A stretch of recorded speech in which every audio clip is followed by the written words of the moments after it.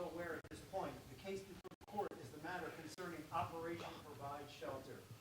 This involves the parties of the applicant, which is the Republic of Alicanto, versus the respondent, which is the Commonwealth of Revisia. The applicant and respondent teams were each allocated 45 minutes to present their respective pleadings, and good luck to both sides. Please be seated.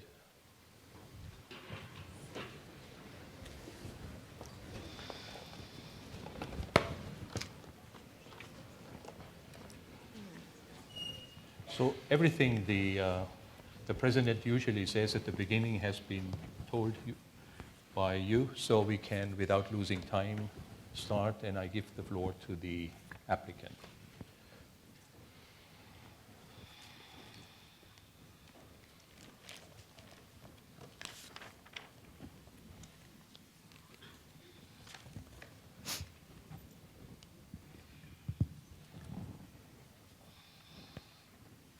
Good afternoon, President Simma and Judges Wedgwood and Alvarez.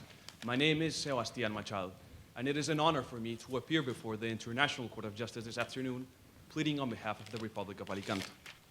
I will speak for the following 22 minutes, and I will be addressing Alicanto's first submissions. The first one referring to the conduct to Revisian intervention in Alicantan territory and how it contravenes international law, and I will then turn to the intelligence which was gathered to justify this operation. I will then yield the floor to my co-agent, Mr. Guillermo Talura, who will speak for 21 minutes, and he will address Alicanto's last two submissions. The third one referring to the conduct of Revisian troops while stationed at Camp Terra, and lastly, the assassin, Picardo Donati, and how he must be immediately delivered to Alicanto to comply with his judicial sentence. In consequence, Your Excellencies, we will be reserving 2 minutes for our rebuttal. Mr. President, and may it please the Court.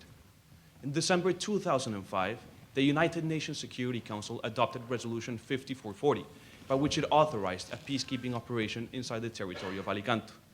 Once this operation was completed, Your Excellencies, notwithstanding the allegations of the sexual exploitation and the broadcasting, subject of our third submission, Revisia decided nonetheless to intervene, circumventing the fact, Your Excellencies, that the Security Council rejected not once, but twice, an express proposal to intervene in Alicanto.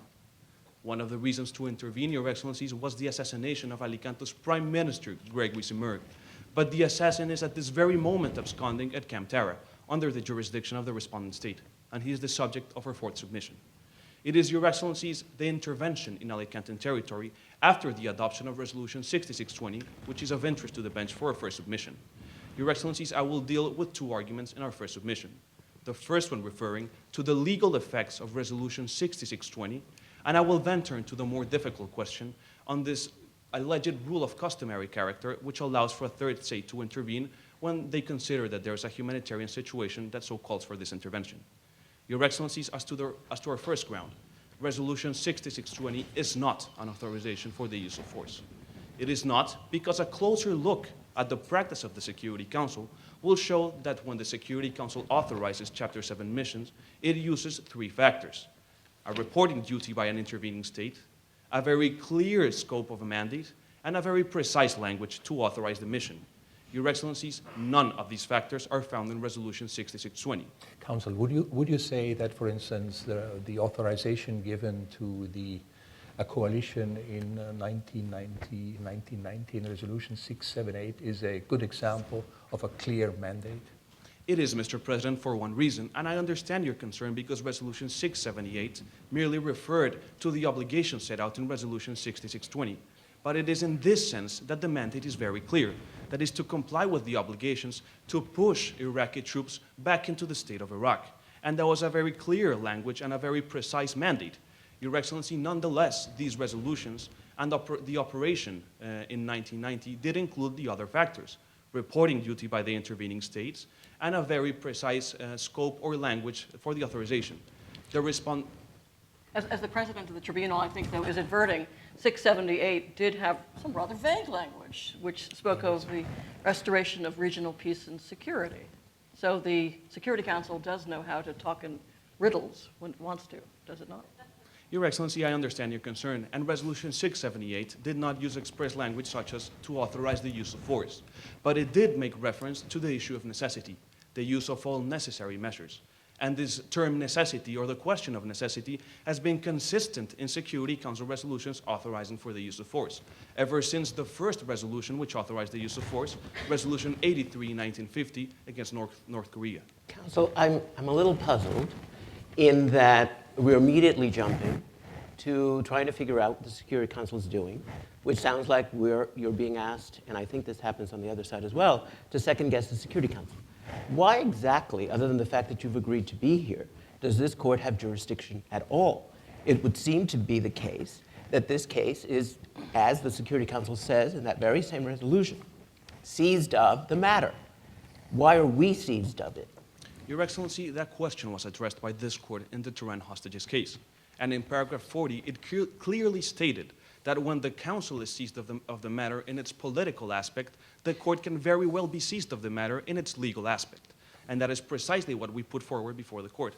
And it is also important to note, Judge Alvarez, that in contentious cases before the court, there have been examinations on the legal effect of Security Council resolutions, such as the Lockerbie contentious case, by which the court had to analyze effects of council resolutions as to determine its jurisdiction over the But case. to follow up on Judge Alvarez's question, in the middle of the Kosovo campaign, as I recall, Russia put forward a resolution in the Security Council seeking to have the council determine that the ongoing NATO intervention was illegal. It's true they lost it 12-3, but they thought that the council was the appropriate venue to do so.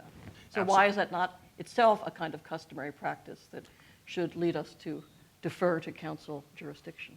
Your Excellency, and that precise fact is which would lead the court to believe that it is the rejection of two express proposals which actually tells of the will of the Security Council. However, your question leads me to the more important. But go back to the council and get the council to declare the intervention to be illegal. Indeed, Your Excellency, and in this case, the respondents did attempt to go to the council to get an authorization for the use of force, and the council expressly rejected this proposal. But why didn't you get an authorization for the declaration of illegality? The council decided not to meet, Your Excellency, but this cannot be taken by the court as a decision of the council for one very specific reason.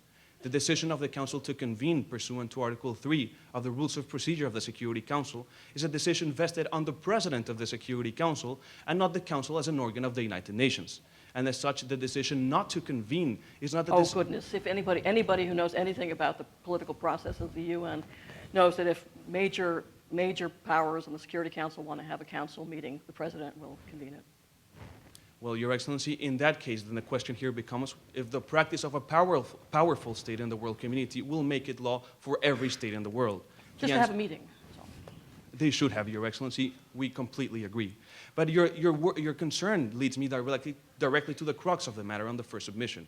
That is whether there is a right of humanitarian intervention in international law. Before we get to the right, I'm curious again, because the thrust of your comment and your argument is that somehow this is in breach of the Security Council, instead of the thrust of what I thought I read in your brief, which is this is a violation of Article 2.1, 2.4, and you could have mentioned 2.7.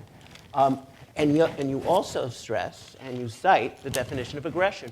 Are you accusing the other side of aggression? And if not, why not? We could very well accuse the other side of aggression, Judge Alvarez, in the sense as described in Resolution 1333-14 of the General Assembly, which defines the act of aggression.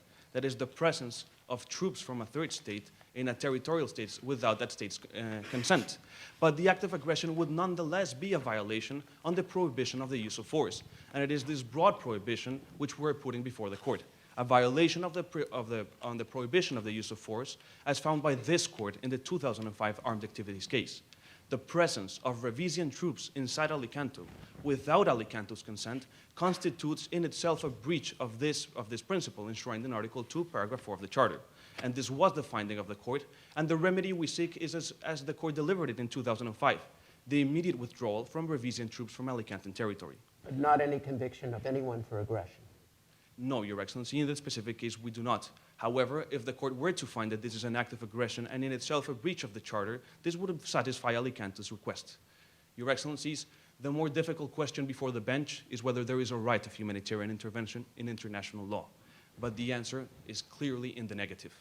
Perhaps the most eloquent fact pointing to this non-existence of the rule is the fact that during the Kosovo crisis in 1999, more than 130 states of the world community expressly rejected that there was such a thing as a right of humanitarian But in intervention. November 1999, Kofi Annan, after the Kosovo intervention had taken place, made a very eloquent speech to the General Assembly in New York, stating in a kind of elliptical fashion, kind of a So that means that you have to, So you have to apply elliptical fashion. No, to- but it was a very, with great deference to my president, it was an attempt to be a spiritual, moral, legal docent, in which he said, essentially, I don't have the quote in front of me, but would there be anybody who would doubt that if we could have a do-over on Rwanda, if there was a coalition of troops that were willing to intervene, but there was no Security Council resolution, that this might be something to be considered? Your Excellency, I will answer your question twofold. Firstly, to that specific hypothetical situation, or to answer the concern over Rwanda or an event of such a crisis, and I will then answer alternatively if such a right existed, when it could be exercised in international law. As for the case of Rwanda, Your Excellency, perhaps we have two different readings of that same situation, because the Council did act and attempted to expand the United Nations mission in Rwanda to 5,500 troops. It was the world community, after the events in Mogadishu, which decided not to lend its contingents to the Security Council. It was the U.S. that threatened to veto it, no matter who supplied the troops. Shame on us. But after that, Kofi Annan said, would you want to do it that way again? He said that if the Council's blocked, that may not be the end of the conversation. Indeed, Your Excellency, and there is where the responsibility to protect lies in the international community, to cooperate with the Security Council and with the territorial state as to avoid these events from happening. But that and permitting to a state to intervene in breach of the Charter for one single case are two very different matters. And the slippery slope and the implications to allow the latter would be too grave for the international community. Now, you just mentioned in the same phrase, humanitarian intervention and R2P, the responsibility to protect. Are they the same thing? We find that they are two and the same in one specific manner. If the respondents attempt to show to the court that their responsibility to protect is a rule of customary character, which allows a state to intervene without the consent of the territorial state, that is humanitarian intervention.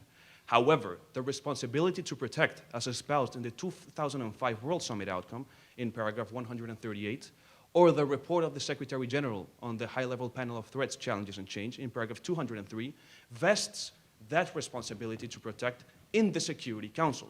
And this would take us back to authorizations, Chapter 7 authorizations by the United Nations. And in that sense, it would be different. Then in what sense was R2P at all a revolutionary doctrine? If it's all it means is the Council can vote to intervene in a civil conflict, we've known that since the early 90s. The crucial difference, Your Excellency, is that the Council is now seized, based on this responsibility to protect doctrine, on matters that before were essentially within the domestic jurisdiction of the territorial state. Excuse me. Article 2.7 says that if the Council makes a Chapter 7 resolution, it's by its nature not covered by 2.7. Indeed, but in the practice, and under Article 42, during the 90s, the Council has shown that it is now seized of matters which were before that within the jurisdiction of one state. One perfect example is the declaration of the HIV virus inside Africa as a threat to international But that's peace my and security. point. If indeed, throughout the 90s, the Council intervened in internal situations with a little bit of chiaroscuro that there are there are refugees going over the borders, then why did, you're saying R2P was really no value added, it did nothing innovative. Merely to exhort the international community to cooperate with the Council as to avoid further Rwandas. And in that sense, Your Excellency, the Council has taken determinations of there being grave threats to international peace and security because of internal displacement without taking forcible actions, such as Resolution 1199. Council, in the text of the report on our responsibility to protect, is there anything from which you can deduce that you can, if anything doesn't work, that you can go unilaterally? Is there anything in the text that would support such a view? There is, Mr. President, in the sake of argument, and as well in the report of the Commission on Intervention and State Sovereignty, there is mention on which could be the rule if such a rule existed, and would have certain requirements to be fulfilled. More specifically, in this case, what is not fulfilled is the necessary threshold of violence for a third state to intervene. Counsel, you make an odd admission in your brief suggesting that the Security Council can actually legalize what was done here after the fact. And you point to Security Council 1244, resolution on Kosovo, for that. Why would you want to acknowledge that possibility, since that only opens up the possibility that right now, during the course of our decision, the Security Council can simply bless what was done to you? Wouldn't you rather stick to the point that this cannot be ratified, no matter by whom, certainly after the fact? It would make no difference for our case, Judge Alvarez, for one specific reason. Pursuant to Article 14 on the draft Articles of State Responsibility, that is, when a breach of international law expands through time, it is to be considered on the first date when the breach occurred that there is a violation of international law. What authority do you give the ILC draft articles or articles, We like give- Article 14? We consider, Mr. President, that they're reflective of customary law.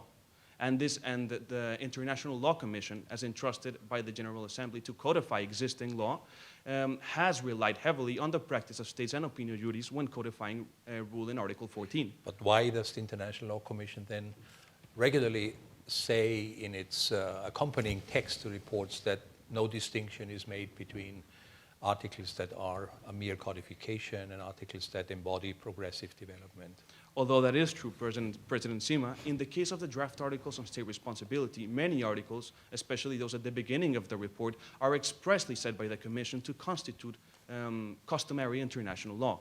In this case specifically, it is expressed by the Commission, more specifically Mr. James Crawford, who was the special rapporteur in that specific case, that this constitutes or reflects customary law.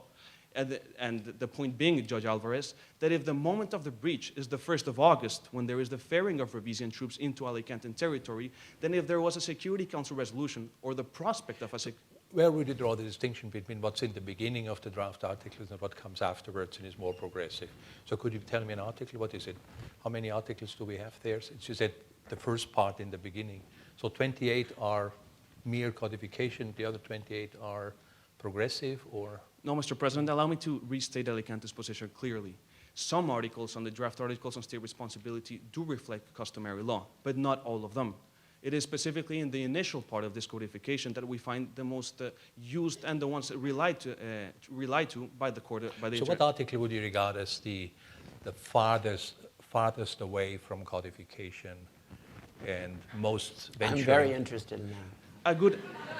A good example, Your Excellencies, would be Article 42 or articles which refer to the standing of parties before the International Court of Justice. So what's so great about Article 42? I mean, what's so progressive?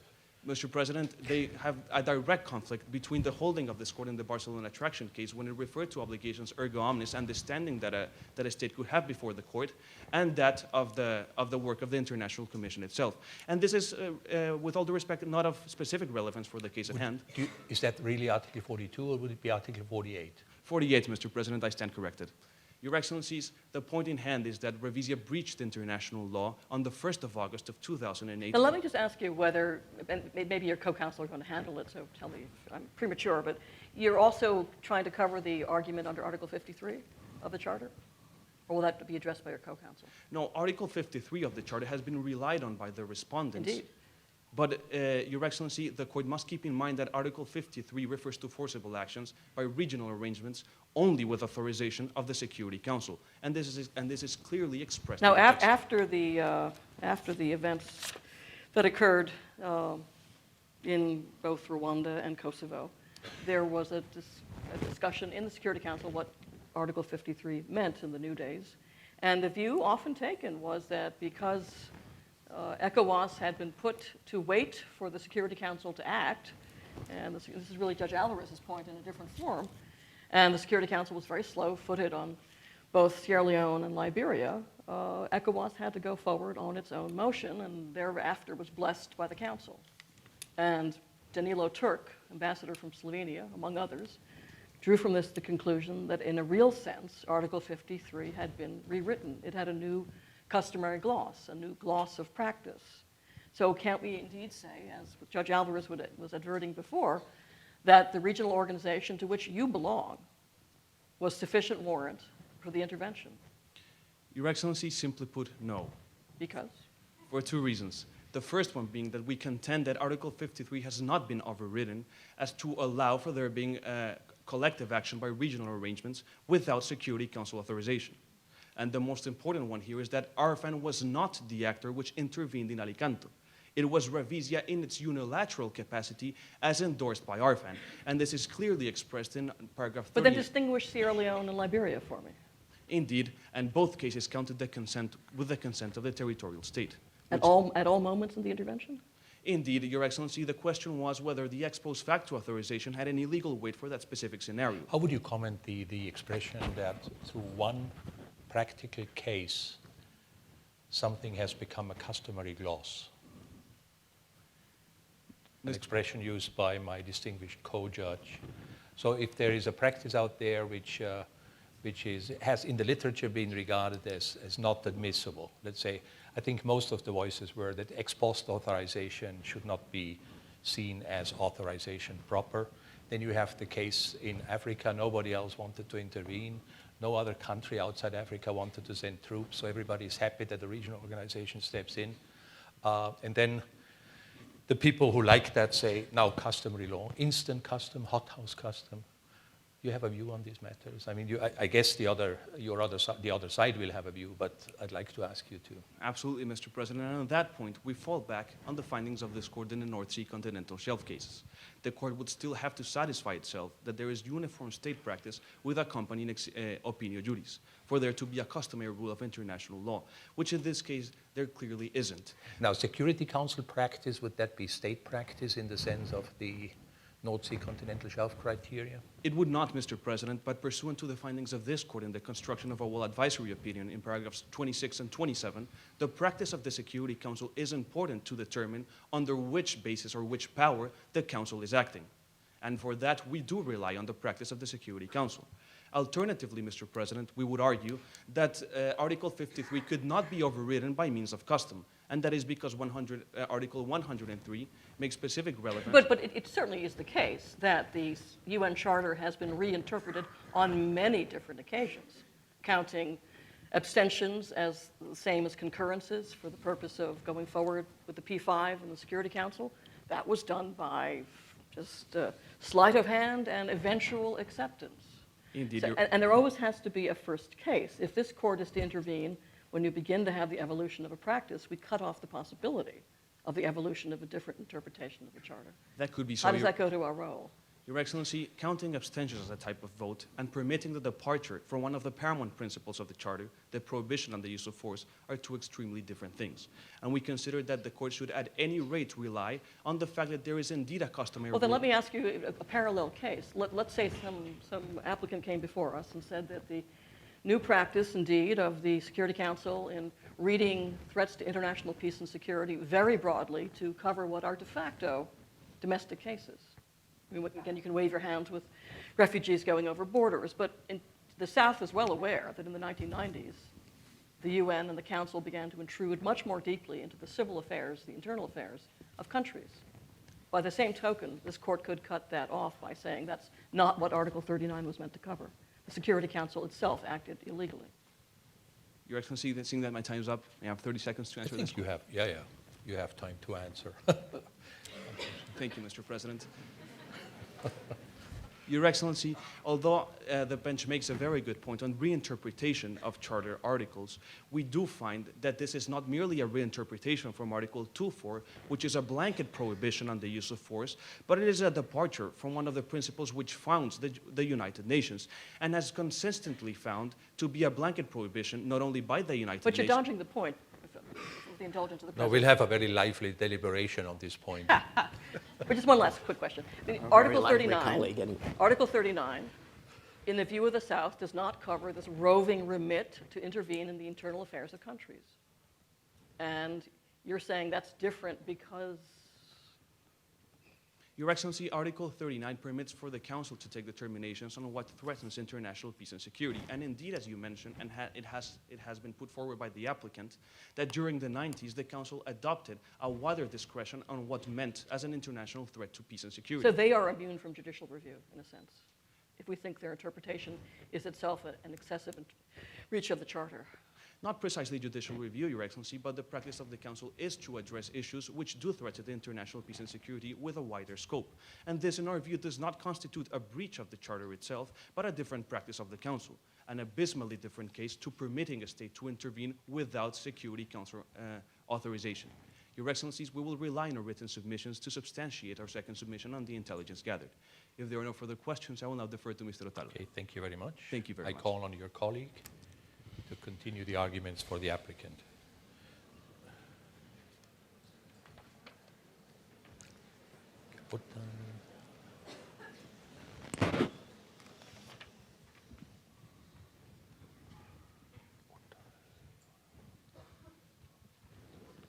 You have the floor, sir. Mr. President, members of the court, my name is Guillermo Otalora, and as co-agent for the Guillermo Otalora, Mr. President. Otalva, okay. Yeah, because I couldn't read it here. Yes. As co-agent for the Republic of Alicante, I will address our third and fourth submissions. Our third submission deals with the conduct of the Ravisian troops while stationed at Camp Tara. This comprises both offensive radio broadcasting and exploitative use in prostitution by the Ravisian troops, both before the 1st of August of 2008 and this broadcasting which continued after that date, which marks the difference between UNMORPH and the commencement of Ravisia's illegal operation in Alicantan territory. Our fourth submission, Your Excellencies, deals with Mr. Picardo Donati, the Alicantan citizen who is fugitive from criminal process and should be surrendered by Ravisia from within Camp Tara to the Alicantan authorities for his judicial sentence to be carried out. Mr. President, may it please the court. Regarding our third submission, Your Excellencies, I will firstly address the question of attribution. That is, whether the conduct before the 1st of August of 2008 is attributable to Ravisia. Secondly, Your Excellencies, I will address the question of the exploitative use in prostitution, and particularly Ravisia's obligation of due diligence with regards to this conduct. Thirdly, Your Excellencies, the question of the broadcasting. And regarding, Your Excellencies, the question of attribution, this conduct is attributable to Ravisia, notwithstanding the fact that the troops, the organs of the state of Ravisia, were seconded to the United Nations. This is because the full conduct was squarely outside of the mandate of the mission, and there is simply no precedent in international law allowing for a customary rule to attribute exclusively to international organizations that conduct which falls outside the mandate of the peace. Counsel, does that apply to the radio broadcasts as well as the prostitution? We submit that it does, Your Excellency, and it does because it was not covered by Resolution 5440. While the respondents might allege that this is covered by paragraph 6 of that resolution, establishing a public information capacity for UNMORPH, we submit that it is not, Your Excellencies, because it must be read in accordance, firstly, with the UN Charter as a derogation from state sovereignty. Chapter 7 resolutions establishing mandates should be construed restrictively. And secondly, in the context of the mandate given to UNMORPH. And the whole object... Where do you derive authority for what you said, that in case of Security Council resolutions based on Chapter 7 that limit or kind of intrude upon sovereignty of target states, these resolutions must be interpreted restrictively? Can you give me authority for that?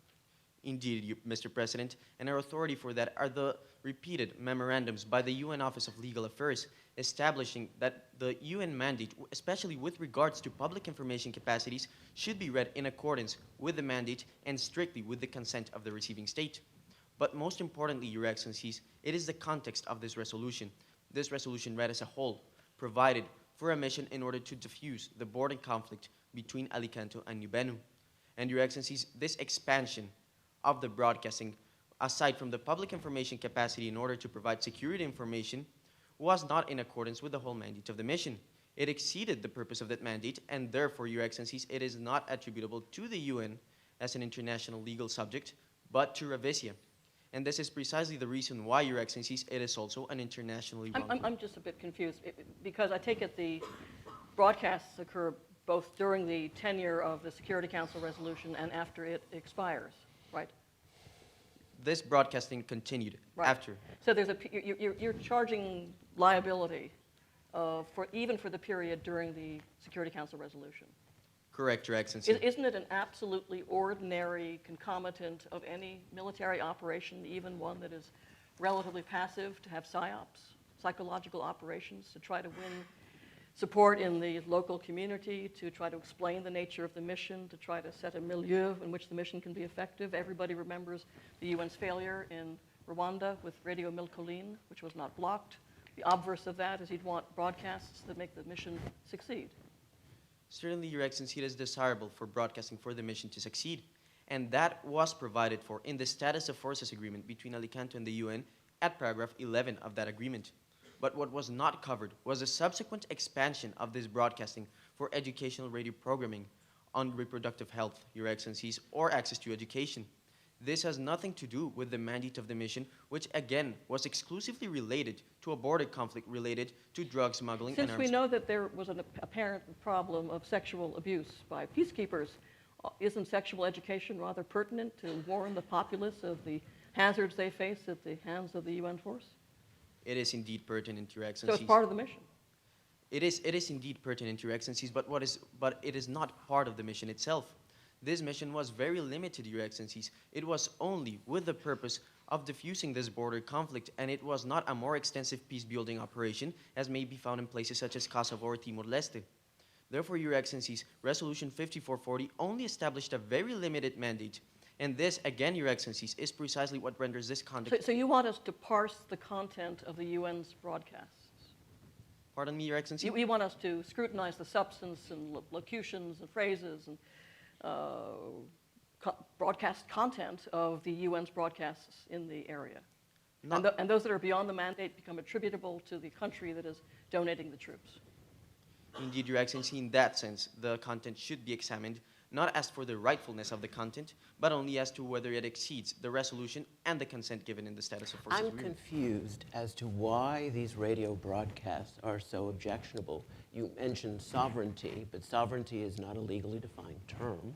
What precisely is wrong other than the fact that it may violate a provincial law of one of your provinces? Especially odd because this is occurring on your territory. And you have human rights obligations that I think the radio broadcast, at least arguably, fulfill. So aren't you violating your human rights violations by blocking the broadcast? We are not, Your Excellency. And let me address firstly that issue of whether Alicante is violating these obligations under Article 19 of the ICCPR or under the Convention on the Elimination of Discrimination Against Women. And Your Excellencies, none of these are being violated. Article 19, paragraph 3, allows for limitations to freedom of expression if they threaten either public morals, national security, or rights of others. And Your Excellency, both public morals and public security were being threatened and are still being threatened, Your Excellencies, by this broadcasting which is being performed by the rebellion troops. Is it really a purely unilateral method to determine or define what the exceptions in Article 19.3 of the CCPR are? I mean, is it really in your hand to say what we regard as going against public morals or the order public? That's for us to decide, more or less, like the United States reserved to decide what domestic jurisdiction was in the famous Connolly Amendment. Is it purely your matter, or is there something like an international standard that you would have to take into consideration? We respectfully submit, Mr. President, that it is a matter for Alicante to decide upon. And this is because public morals are not a legally defined term.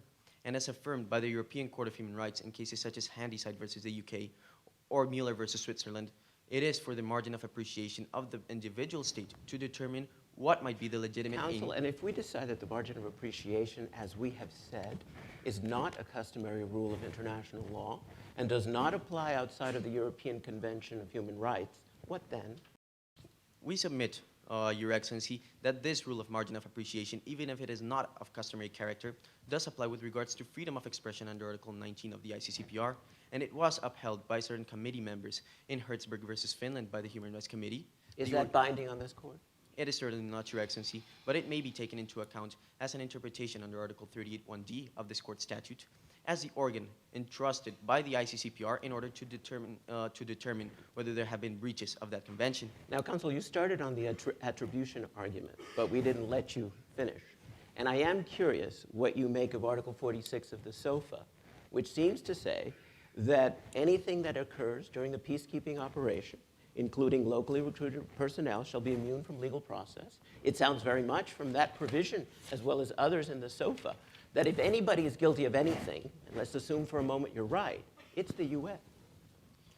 And that seems to be the decision of the Barami case. Can you comment on that? Indeed, Your Excellencies, and several points must be made in this respect. Now, firstly, as to the import of Article 46 of the SOFA, this article applies to all members of the mission with regards to acts and words done in an official capacity. Therefore, this limitation also exists with regards to the mandate of the mission. And if this conduct is outside of the mandate, then immunity does not. But by the same logic, I'm afraid, it surely was not within any military mandate of the sending country in its national capacity to have its troops commit sexual abuse with young girls, even consensual, so-called consensual sexual abuse. And by dint of that, it's an entirely private act that would have recourse neither against the government of the sending state nor against the UN. That is a very important question, Your Excellency. And let me address firstly the holding of this court in the Berami case with regards to Article 5 of the LC's articles on the responsibility of international organizations. I mean this court, you mean the European Court? Excuse me, Your Excellency, the European Court of Human Rights in Strasbourg. And then the question of private conduct. Now, Your Excellency's effective control is needed for the conduct to be attributable to the organization. And in order to determine effective control, the mandate is certainly relevant, as held by that court, the European Court of Human Rights. But for attribution to states, it only suffices that the status of the person conducting this sexual exploitation is that of an organ of the state under Article 4 of the ILC's Articles on State Responsibility. And these are not purely private acts. The ILC, in its commentaries to Article 7 on ultra-virus conduct, makes reference to two criteria, which are applicable here in order to determine private acts from ultra-virus conduct. That is, firstly, whether a pattern exists, and secondly, whether the means given to the agents as agents of the state empower them to move. But your mention of pattern does bring one back to the point, which is that ultimately the conduct of a UN peacekeeping force is up to the UN force commander. In this case, the force commander happened to be from Rhodesia. It could as easily have been from Uruguay. And therefore, you would not follow logically to attribute it to Rhodesia, but rather to Uruguay, or to the UN. In other words, the discipline that's necessary to keep young men and young women in their tents at night, not fooling around, but rather playing, reading, and doing constructive bar review for their later careers, is up to this is a matter of discipline. When you look at ideas of command responsibility under international criminal law, it's the commander who has a duty to prevent before the fact. And very much, therefore, it's the UN force commander who was the one that bears responsibility for having failed to keep his troops at home at night. In that case, Your Excellency, we submit that it would be both the individual criminal command responsibility of Major General Leila Skalark, but also Revesia's responsibility. And let me then turn to But Revesia cannot countermand its UN mandate. The Revesian commander was operating as a UN commander, not as a Revesian commander. Correct, Your Excellency. However, Revesia as a state, under its due diligence obligations under the Convention on the Rights of the Child, does have a duty to prosecute any acts which may be suspected of having been sexual exploitation, including these acts under paragraph 21 of the special agreement submitted to this court. And that is a very important point. So what you're really relying on is not the failure to prevent, but the duty to prosecute after the fact. It is both, Your Excellency. Do you know for a fact that there have been no prosecutions after the fact? There have been no prosecutions, Your Excellency. Under the clarifications to the compromise, no sex-related charges have been brought against the members of the Revesian contingent of UNMOR for these alleged conduct. And Your Excellencies, if this court were not convinced as to the question of attribution, in any case, Revesia still enjoys exclusive criminal jurisdiction over the Revesian contingent members under paragraph 47 of the SOFA. Could you find anything on that question in the Geneva Conventions, 1949? Just any answer, any? Indeed, Mr. President. And the respondents in the written submissions have submitted that international humanitarian law applies to the situation. And under the customary international humanitarian law, given that none of these states are parties to the Geneva Conventions or their protocols, the sexual acts, including indecent assault or sexual assault upon children or women, are to be criminalized by states. And this was held by the ICTY in several cases, from the Furungia decision in 1998 to the more recent Milutinovic judgment in 2009. Counsel, you mentioned the sofa, and you relied on it, and perhaps I led you there. But is it your view the sofa is still in effect? It is not still in effect, Your Excellency. However, under Article 47 of the SOFA, Revesia enjoyed exclusive criminal jurisdiction over these persons. But if it's not in effect, then what matters what Article 47 says? Our second point on this matter, Your Excellency, is that in any case, Revesia enjoys personal jurisdiction over these persons. And enjoying personal jurisdiction under international law, Revesia should prosecute those But crimes. if these are private acts, you have jurisdiction too, as the territorial state. Have you investigated and prosecuted these acts? And then put out an Interpol warrant for the extradition of the offending soldiers? Your Excellency, these acts have not been prosecuted before Alicantan courts. But You could, if they're private acts, by your logic. Especially since you make a habit of prosecuting people in absentia anyway.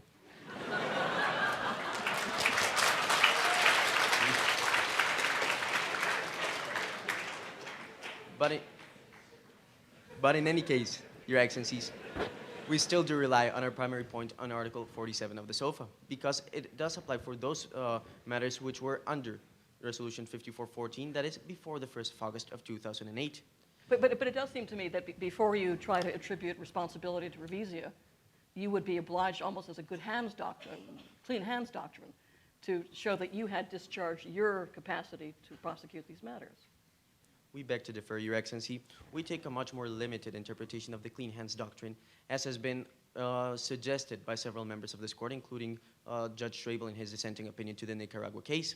Your Excellencies, under the clean hands doctrine, the state must have contributed to the illegal situation for clean hands to be raised as a bar against it. Failure to arrest during a continued tenure of peacekeepers, who then become unilateral peacekeepers, would seem to me to be a state failure. However, Your Excellency, that failure to arrest is due to two reasons. Firstly, the legal one, that the SOFA was still in effect before the 1st of August of 2008. And secondly, that it has been simply impossible for Revesia to mount unarmed resistance against Operation Provide Shelter. Has this court ever taken a stand on the clean hands doctrine?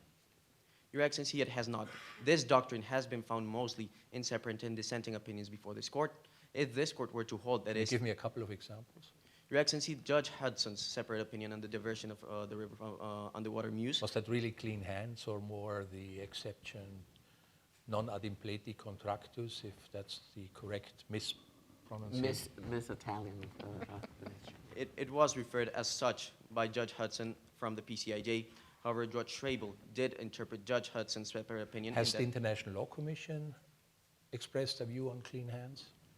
Not that we are aware of, Your Excellency, but in any case, the clean hands doctrine does establish this limited interpretation. If I ask you the question, can you just have a look at the ILC draft article and see whether you find something on clean hands? Where would you look? Because your team is an expert on the first half and second half of the, so where would you look? Under what chapter or section would you look? On the chapter of standing, Your Excellency. What? On the chapter on standing, Mr. President. Is there anything in the ILC draft articles on standing? On invocation of responsibility by the injured state. And those articles do not provide any clear basis for the clean hands doctrine under international law. Now, Your Excellencies, let me turn now to the issue of Mr. Picardo Donati. And having submitted that this conduct is fully attributable to Revesia, and that Revesia bears full liability for these acts, including for not fulfilling its due diligence obligations, our fourth submission is that Mr. Donati should be immediately surrendered. Where do you get this due diligence from? Which it's very popular with the applicant. Is there a customary law that you have to apply everything with due diligence, or where do you get it from? This due diligence obligation is contained in the general obligation to prevent under Article 2 of the ICCPR and Article 34 of the Convention on the Rights of the Child, establishing the need to establish all unilateral, bilateral, or multilateral measures to prevent sexual exploitation. And Your Excellencies, the Human Rights Committee, in General Comment number 31, has stated that certain grave human rights violations do merit prosecution, a prosecution which has not even been attempted by the respondent state. You are arguing into a very specific direction, but my question was more related to due diligence as a notion in general international law and where you can apply it, what it means, etc. What would be leading authority on due diligence? As a notion under general international law, it would be the Corfu Channel case, Mr. President. And in the Corfu Channel case regarding acts done within the territory of a state, this court did hold that there was a due diligence obligation binding on Albania. Right, sorry? That there was a due diligence obligation binding on Albania. However, Your Excellencies, we do rely primarily on the obligations established under the ICCPR and the Convention on the Rights of the Child, specifically for prosecution of grave human rights violations. Now, Your Excellencies, turning to the issue of Mr. Picardo Donati, he is still absconding at Camp Tara, and Ravessia refuses to surrender him, invoking the non-refoulement obligation again. But your country, sir, if I'm not mistaken, reintroduced the death penalty after a lapse of a great many years. Is that not true? It is true, Your Excellency. And you say that there's nothing in the jurisprudence of the Human Rights Committee that would preclude what was done by your state, citing something that was from a case from 1989. Have you looked at the more recent jurisprudence, say, on the Philippines? Your Excellency, the Human Rights Committee has suggested that there is a prohibition of reintroduction of the death penalty with regards to the ICCPR, but none of these parties are parties to the second optional protocol to the ICCPR. It has nothing to do with the second optional protocol. It has to do with Article 6, Paragraph 2. In countries which have not abolished the death penalty, excuse me, where'd it go? I've lost it. In any event, the view that's taken is that although that the covenant is to be construed in an abolitionist spirit, one may or may not agree with that. But that's the standing jurisprudence of the Human Rights Committee. I know whereof I speak. And the view is that if a country has abolished the death penalty, yea, even suspended it, it cannot reintroduce it. Your Excellency, with respect to the Human Rights Committee, we submit that the opinions of states parties to the ICCPR should be given more weight, and the resolutions and the moratorium to the death penalty adopted by the General Assembly last year and this year. You mean the views of individual states should be given more weight than the views of the committee, or you want to say that, let's say, some collective view would supersede committee views? The collective view, Mr. President. So where's the collective view in your case? The collective view, Mr. President, is precisely the absence of a view as to this abolition in Article 6 of the ICCPR, which is But it's otherwise quite absent. explicit, and I've now recovered my wits. In Article 6, Paragraph 2, it says, in countries which have not abolished the death penalty, the sentence of death may be imposed only for the most serious crimes. The committee's view is that once you've abolished it, there's no shelter in the covenant for the death penalty. Once it's abolished, it's abolished. One-way valve. Mr. President, if I may have further time. And therefore, that Yeah, the yeah. surrender would be impermissible. You have all the necessary time. To aid and abet, so to say.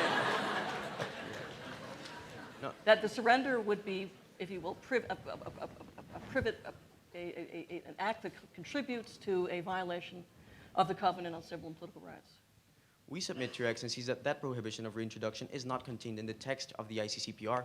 It's in the case law, ohchr.org. It is indeed, Your Excellency. But again, with respect to the Human Rights Committee, we take the view that the ordinary meaning of this text and the context of these provisions pursuant to Article 31 of the Vienna Convention do not provide for a prohibition of reintroduction. But assume, for the sake of argument, that the jurisprudence is clear and that the committee, under its new general comment, is entitled to substantial deference by the states as to the authoritative interpretation of the covenant. So assume it is a violation of the covenant. Does that indeed give the respondent the sufficient claim to have failed to surrender? Not any violation of the covenant, Your Excellencies. If this court were to find that this is a violation of the covenant and that it amounts to an arbitrary deprivation of life, then our claim would fail. But, Your Excellencies, we submit that reintroduction in itself is not prohibited by the ICCPR, and in any But case... assume it is. The premise of my question is it is prohibited. Indeed. Then, Your Excellencies, if this court were to find that this deprivation of life is arbitrary pursuant to Article 6.1, our claim would fail. But it is not arbitrary, Your Excellencies. But Article 6.2 wouldn't count in the same fashion. Article 6. You're picking and choosing between paragraphs of Article 6 as to which would be a permissible defense against the failure to surrender the defendant. In our submission, a permissible defense would only be arbitrary deprivation of life, Your Excellencies, because this non-refoulement obligation cannot be read so extensively so as to provide for a full derogation of a state's domestic judicial jurisdiction. What do you base that on? Last question, Mr. President. Your Excellency, we based it on the limited character of this non-refoulement obligation, which has been asserted only within a territorial context by the Human Rights Committee, and, Your Excellencies, only with regards to arbitrary deprivation of life. The opinions of the committee with regards to this issue have always made express reference to the paramount right to life, but, Your Excellencies, the procedural defects which may be found in Picardo Donati's trial in our submission do not amount to arbitrariness, because under paragraph 48 of the special agreement submitted to this court, the trial was overall fair. And If you final thought, just which you can respond to in writing, if you think that the Soering case is good law for the European Court of Human Rights, then you might suppose that the same kind of surrender under the covenant would be seen as impermissible if it contributed to a violation of covenant provisions. Yes, Your Excellency, but the Soering case dealt with cruel, inhuman, and degrading treatment with regards to the death row phenomenon, which is not present here. And while the respondents have submitted in the written briefs, Because you intend to execute him right away. it has been indeed an objection to that doctrine made by several committee members. However, Your Excellencies, we do submit that the law as it stands does not provide for a prohibition with regards to the non-refoulement obligation in this specific case.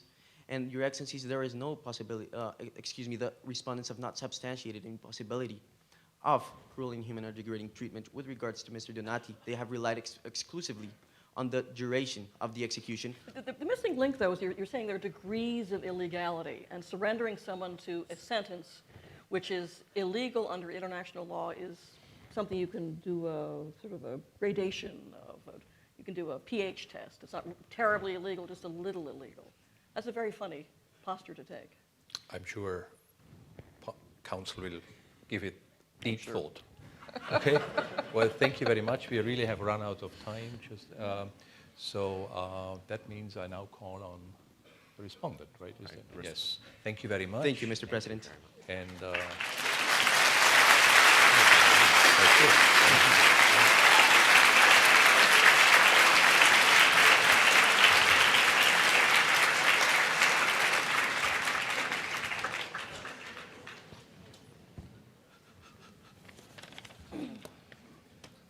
okay.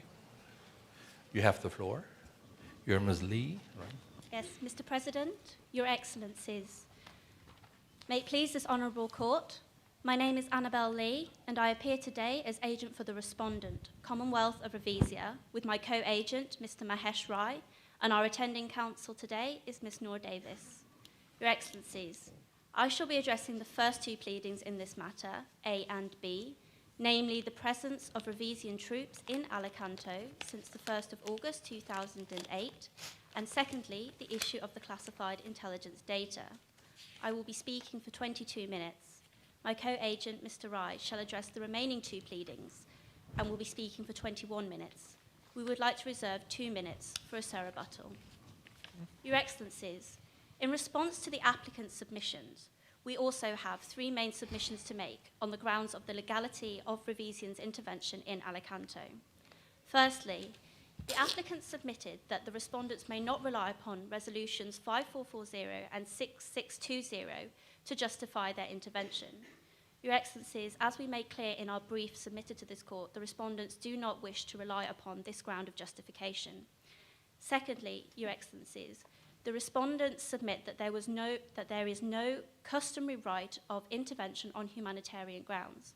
We would submit to the contrary, that there is in customary international law a right to intervene on humanitarian grounds, and that this applies on the facts of the present case. Thirdly, Your Excellency, and in the alternative, we would seek to rely on Article 53 of the United Nations Charter, which permits regional organisations to take action. Firstly, turning to the existence of a customary right of intervention on humanitarian grounds.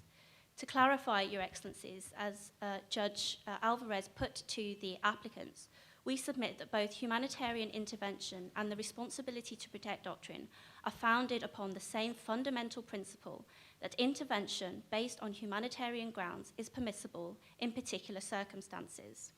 And we support this with both the requisite state practice and opinio juris as outlined by this court in the North Sea Continental Shelf. Counsel, Sorry. Go ahead. I'm interested in your suggestion you're not going to talk about the Security Council resolutions, and I'm curious why that would be. Are you suggesting that we should not consider the possibility of material breach of those resolutions by Alicanto, and your response as being consistent with, say, the US, UK enforcement of no-fly zones after the material breach of Iraq in Resolution 678, which another judge on this court has made lots of. So why not? Your Excellency, I understand your concern. However, it is the respondent's case that our intervention in Alicante is primarily justified upon humanitarian grounds. Alternatively to that, we would suggest that this is a regional arrangement. Our further alternative to that would be our reliance upon Security Council resolutions. However, in the interests of time before this court, we rest on our primary submission that our intervention is justified on humanitarian grounds. But for the privacy of our chambers, we choose to look at 6620 Very and well, say Your that, for Excellency. example, language like be prepared to provide humanitarian assistance under a chapeau that says it's a continuing threat to the peace and security of the region, that might be sort of pretty close to Chapter 7. Yes, You Your wouldn't eschew that, I Excellency, take I it. would be much obliged to discuss this matter further. Thank you. Turning first to the customary right of intervention on humanitarian grounds, the applicants have raised one instance of state practice, namely the NATO intervention in Kosovo. And as the applicants highlighted, this did, and we concede, draw a degree of adverse reaction from the international community. However, we would seek to distinguish NATO's intervention in Kosovo from the facts of this present case. But before I do this, Your Excellencies, let me indicate the positive state practice and opinio juris upon which the respondents rely to show this rule of customary international law. Firstly, there is the African Union's mission in Darfur in 2004, the US, Iraq, and France's intervention in Iraq in 1991, ECOWAS's intervention in both Liberia and Sierra Leone. Regarding Kosovo's intervention, we would distinguish that state practice from the present case in two respects. Firstly, that the controversy regarding NATO concerned, first of all, that NATO intervened in a non-NATO country and thus acted outside its regional mandate, and that is not the case in the present circumstances.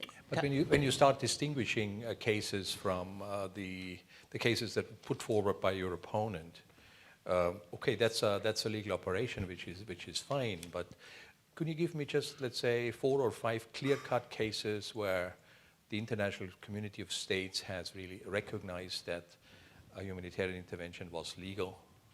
Yes, Your Excellency. Primarily, we would rely upon ECOWAS's intervention in Liberia and Sierra Leone, which were justified on humanitarian grounds, and not only did they not attract adverse reaction from the international community, but were actually positively welcomed by the international community. Were there many states around that applauded and said this was right under international law? Yes. Yeah? Your Many? Excellency, the How many? Security Council itself in Resolution 788. States. Your Excellency, I'm afraid I don't have any instances of states Sorry? particularly.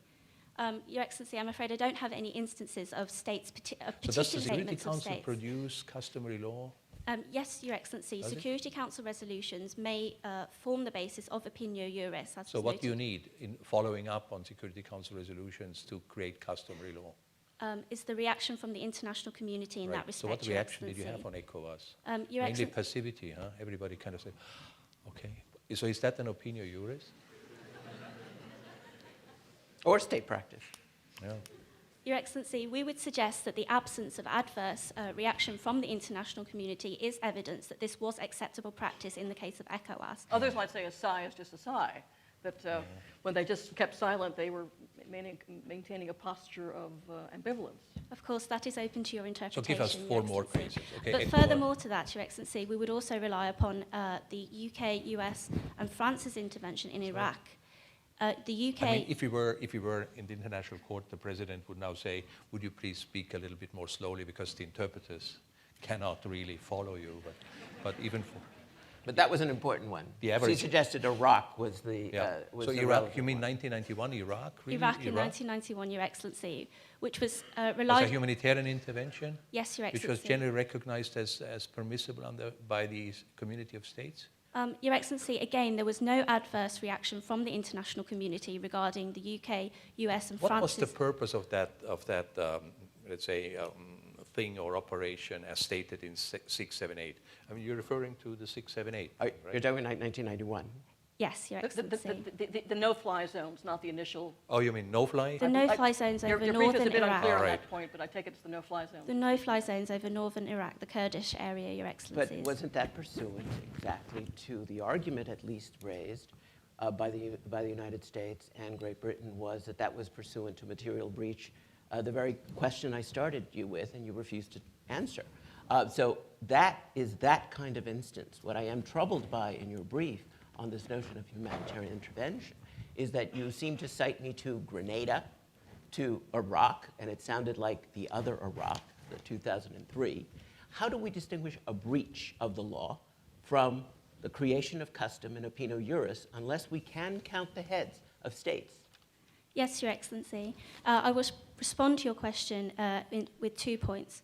Firstly, regarding Iraq in 1991, although the states did also rely upon an implicit authorization of the Security Council in Resolution 688, nonetheless, they also relied upon humanitarian motives to justify their intervention. But as I recall, there were states that said and continued to say throughout the 1990s that the no-fly zones were technically illegal. Technically illegal. So if it's technically illegal, you don't have opinio juris on your side. And what this court deals with is technical legalities.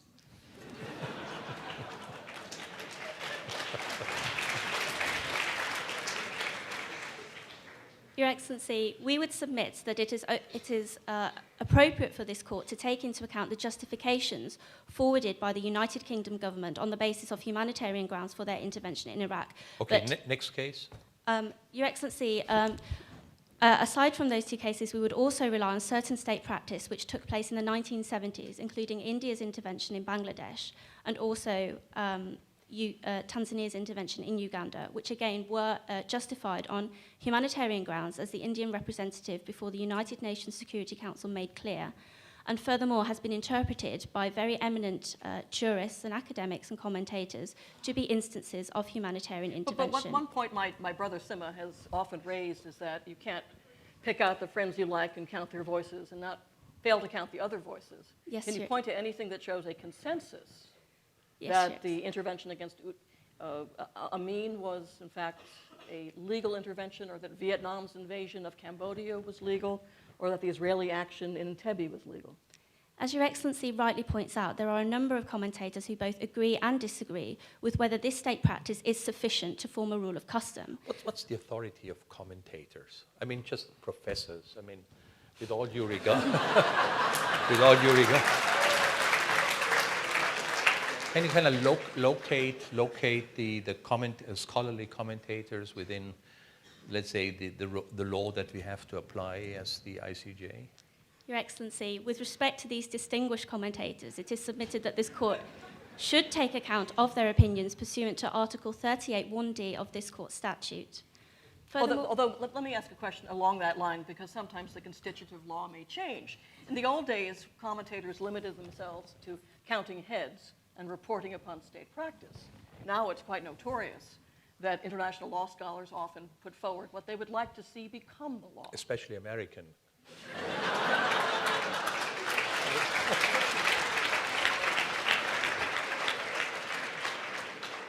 And one of the functions of judges is to be straight men to their president. Yes, Your Excellencies, I appreciate your concern. However, finally, my final comment with regard to state practice is that should Your Excellency consider that the state practice that has been relied upon by the respondents is insufficient, then the practical implication of this would be that states would have to wait for genocide after genocide to occur before this rule can we take that crystallize. point? But you also say in your brief that even 2-4 is not brought into play because you had no intention of staying forever.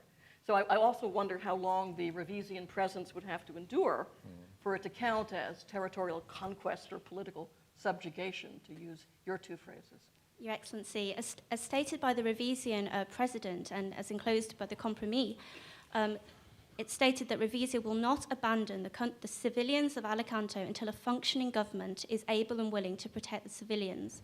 This is part of the notion of the responsibility to protect doctrine, which we submit applies on the facts of this case.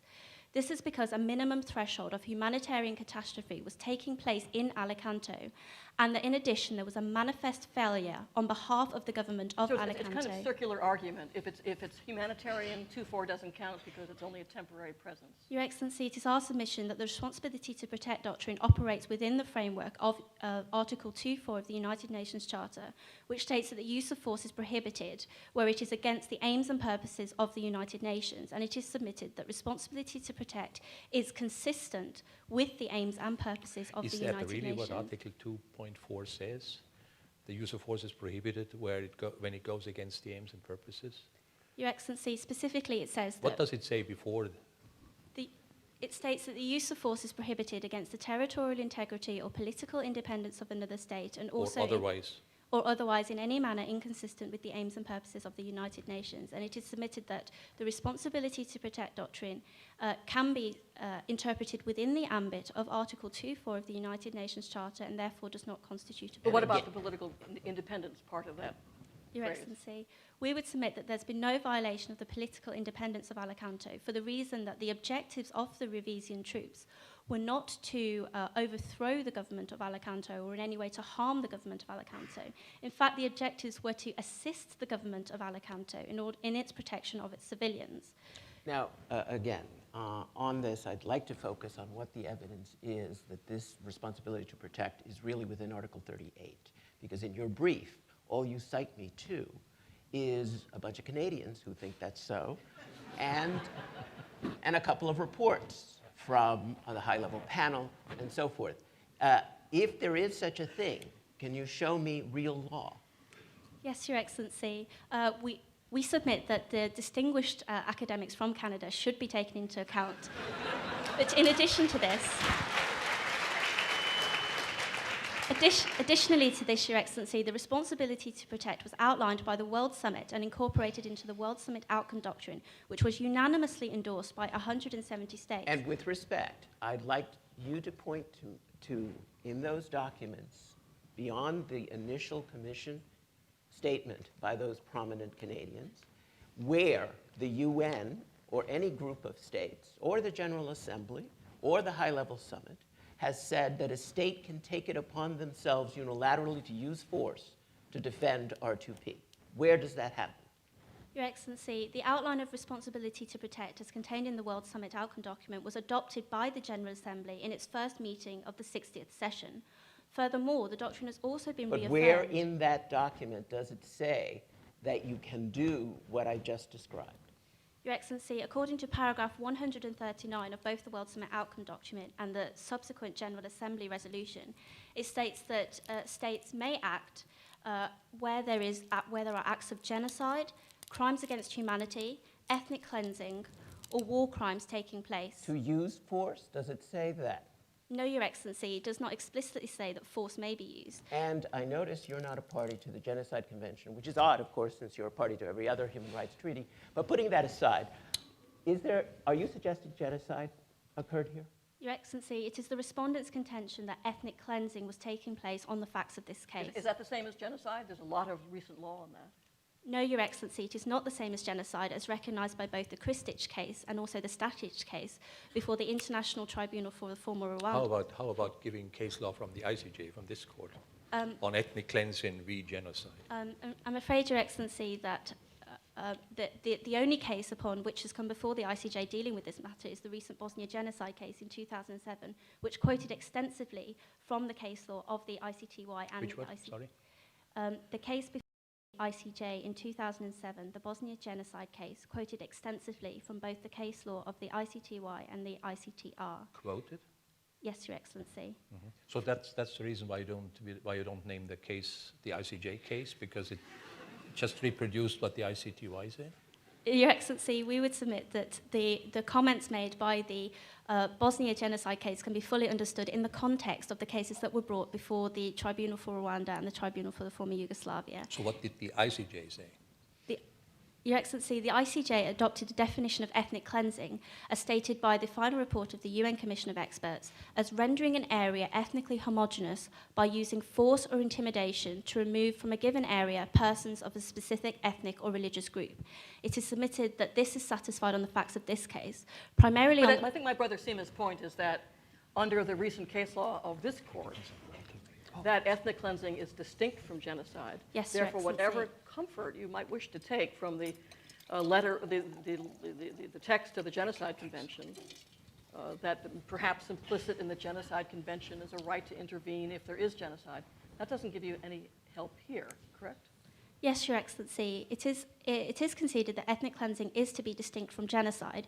However, as recognised by the General Assembly in its resolution, states may intervene where acts of genocide or ethnic cleansing are taking place, and it is the respondent's contention that ethnic cleansing was taking place. What has the international court, what has this court said in connection with genocide and the obligation to prevent genocide. Does it make any hint that use of force may be permissible in cases of genocide, or what does it say? Your Excellency, at paragraph 430 and 431 of this court's judgment in the Bosnia genocide case, this court stated that states have a legal obligation to prevent genocide from occurring. However, Your Excellency, we again would wish to bring... But it said something else. It said something about the legal framework, the conditions under which that duty to prevent would have to be carried out, namely within the limits set by international law. And that was a hint that the court did not want to say, or even imply at least, that armed humanitarian intervention would be permissible. Again, Your Excellency, of course, those paragraphs of the court's judgment are open to interpretation. However, we would submit that in extreme circumstances, intervention on humanitarian grounds that may involve the use of force, so long as the use of force does not go beyond what is absolutely necessary in the circumstances to prevent a humanitarian catastrophe from taking place, that this is permissible in international law. Let me put something of an exhaustion question to you, which is that before we go forward to expand the use of force to anything that an American might wish, say, hypothetically, why shouldn't we put it to states to use the old-fashioned remedy, the old 1950 Dean Acheson remedy? Go to the General Assembly, get yourself a Uniting for Peace resolution, which has been now invoked 4, 5, 6 times. There is an alternative to the Security Council. That's the General Assembly. Did you do that? No, Your Excellency, the respondents did not seek recourse to the Why General not? Assembly in this case. Fearful you would lose?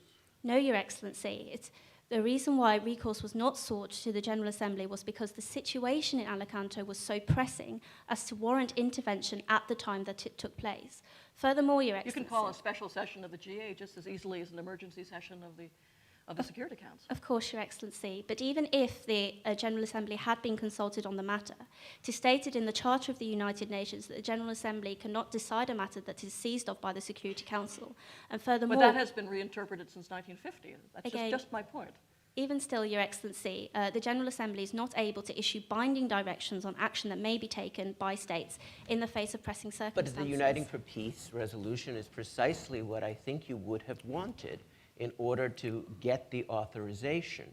And of course, as my learned colleague had suggested, Article 12, that business of no intervention with respect to the GA and the Security Council, this court itself has suggested, has been overturned or at least reinterpreted by subsequent practice. So why not the GA? Your Excellency, of course we recognise that this was an option open to the respondent state. However, it is submitted that in light of the pressing circumstances, that Revizia needed to intervene at the time that it did in order to prevent another... And what's the evidence before this court of how pressing this was? Yes, Your Excellency. Now I shall turn to the intelligence point. Well, okay, go ahead. Thank you. Your Excellency, aside from the classified Revisian intelligence data that shows imminent ethnic cleansing, we also rely upon Security Council Resolution 6620, which determined that the situation in Alicante was a threat to international peace and security. Furthermore, there is the report of the Secretary-General where he states at paragraph 10 that he is persuaded to a high level of certainty that a campaign of systematic violence is being planned against the Darcy civilians. Let's put to one side the intelligence issue. Let's assume that indeed it's true. We accept as perhaps a stipulation between the two parties that indeed there was a pressing humanitarian emergency. Is there something in the rules of the General Assembly that precludes your obtaining a position on the calendar on the agenda within 24 hours? No, Your Excellency, there is nothing precluding Revizia from taking action through the General Assembly. However, it is... May I continue? Finish. However, it is submitted that given the pressing circumstances, that was the only reasonable option available to the Revisian state in order to effectively prevent ethnic cleansing from occurring. Because you might have lost your vote there as well. No, well, it is the respondent's contention that that is not the reason for not bringing the matter before the General Assembly, but because it would have been ineffective in any case to bring the matter before the General Assembly, and the intervention at the time it was taken was indeed necessary in the circumstances. Okay, thank you very much. Thank you. May it please the court. So, and I give the floor to Mr. Rai.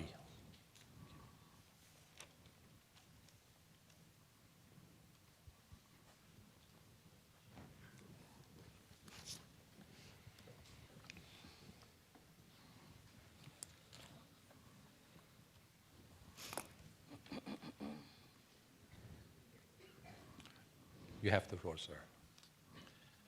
Mr. President, Your Excellencies, may it please the Court.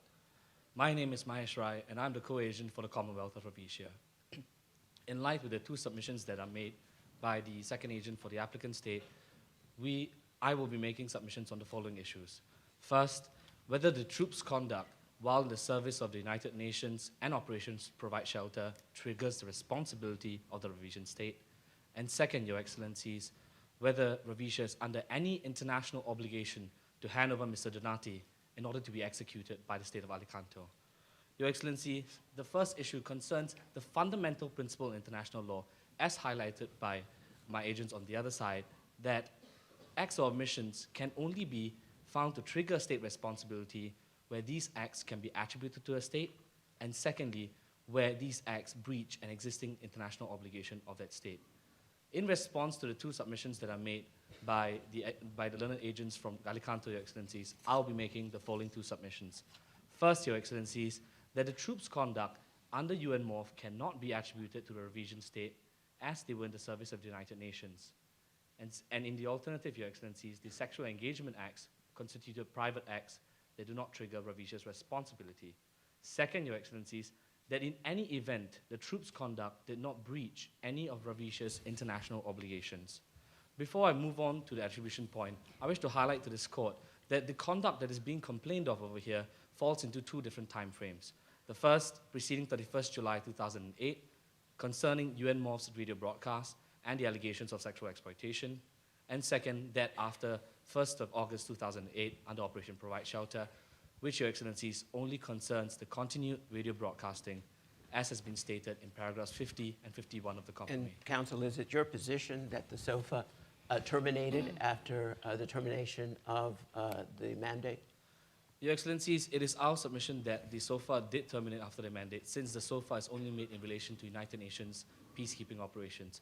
Furthermore, Your Excellencies, by virtue of Article 33 of the Vienna Convention on the Law of Treaties, since Rhodesia is not a party to the SOFA, as it has been concluded between Alicante and the United Nations, the obligations within the SOFA after the termination of UN MORPH's mandate cannot bind the state of Rhodesia. But it can bind you before. Yes, Your Excellencies, we do. And therefore, what do you say about Article 47B of the SOFA, which basically says that the military members of the UN peacekeeping shall be subject to the exclusive jurisdiction of their respective participating states. So you are responsible for anything that occurred, at least while the SOFA was in effect. Would you acknowledge that much? Yes, Your Excellencies, we acknowledge that we retained exclusive criminal jurisdiction over the region peacekeepers. So why haven't you prosecuted the sexual issues or the broadcasting issues if they were in fact a violation of the local law? Your Excellencies, I'll answer your questions in two parts in relation to the two conduct being complained of. With regards to the radio broadcast, it is our submission that it falls within the mandate of Resolution 5440. With regards to the Sexual Exploitation Acts, Your Excellencies, and this directly responds to the due diligence obligations that the applicants have submitted, is the correct test to be employed in this situation. As has been stated by Prince Zeid, the Special Legal Advisor to the Secretary General in his Zeid report, at paragraph 80, Your Excellencies, paragraph 47B of the Status of Forces Agreement entails a right of the sovereign state to prosecute and not an obligation. Nonetheless, Your Excellencies, I understand your concern that the victims of sexual exploitation will be left without any redress. Let me ask you, though, about a quite extraordinary claim that you make at page 26 and 27 of your submission, which is that sexual relations with underage girls do not constitute any violation of international law. Now, the Human Rights Committee has condemned countries that permit marriage, real marriage, at the age of 9 or 13, as seems to be presently a practice in Chad, for example. If marriage is forbidden under the ICCPR at the age of 13, how could sexual relations not pro tanto be a violation of the same provision? Your Excellencies, the respondent state does not wish to contend right now in its oral pleadings that the conduct did not trigger any international humanitarian law obligation or human rights violation. At what age? Are we talking about 13, 14, 15? Does it matter what the local law says? Your Excellencies, it matters what the local law says, since although the Convention on the Rights of the Child states that a child is defined as a person under the age of 18, it also leaves the discretion of the age of consent, Your Excellencies, to the relevant states. And we would submit, by virtue of the clarifications to the compromise, that the state of consent, I beg your pardon, the age of consent in Alicanto is at the age of 15. Nonetheless, Your Excellencies, we do not deny that these sexual exploitation allegations constitute grave violations. What we do assert, Your Excellencies, is, and this is the crucial point in this issue, that the Commission of Inquiry started by the Secretary General concluded in October 2007 that these acts were committed off-duty and outside of Camp Tara, Your Excellencies. All the more why the UN should not be able to prosecute these. These are your troops. So therefore, under any understanding of responsibility, it's your responsibility to take care of what they do outside their duties to the UN, isn't it? Yes, Your Excellencies, we agree with your position. However, it is our submission, the fact that we have not prosecuted 11 months after the Commission of Inquiry concluded its investigations up till the conclusion of this compromise, Your Excellencies, does not mean that the revision state does not intend to prosecute. So what would be the time limit Your for Excellencies, the reasonable chance to undertake your own prosecution? Your Excellencies, the respondent state was hard-pressed to find many instances in which the troop contributing country chose to prosecute. However, Your Excellencies, bringing to light the reported case of Diane Boye, a United Nations French logistic officer, who was actually found to be in violation of the prohibition against rape of girls in many African missions, over 20 girls, Your Excellencies. In September 2004, the Commission of Inquiry concluded its report. The French state only chose to bring prosecutions on the 8th of September 2008. This was a delay of 4 years, Your Excellencies. Hence, in our situation... So you're planning to wait for another 3 years? Or? Most certainly not, Your Excellencies. We do not intend to wait for that period of I time. mean, I will certainly take the point that I assume you're implicitly making, which is that over the years, the UN was extremely remiss in failing to address this as an issue. And often, even in the great Derek Bowett's book, he says from 60 years ago, there's been rumors of this, but unsubstantiated. It's only recently the UN has taken this on board. But surely you, as the sending state in a modern setting, have the duty of very prompt prosecution, if only to repress further violations. Yes, Your Excellencies. And we submit that in light of what the esteemed learned publicist, Mr. David Bowett, has actually highlighted in his book, United Nations Forces, that these acts have consistently occurred. However, we would submit, Your Excellencies, that when Brewer took effective control of Operation Provide Shelter on 1st of August 2008, it ensured that there was no recurrence of such acts. Hence, Your Excellencies, this also goes towards our due diligence obligations. But you would have no problem then with an order from this court directing you to investigate and, if necessary, prosecute in due reasonable time any acts before that?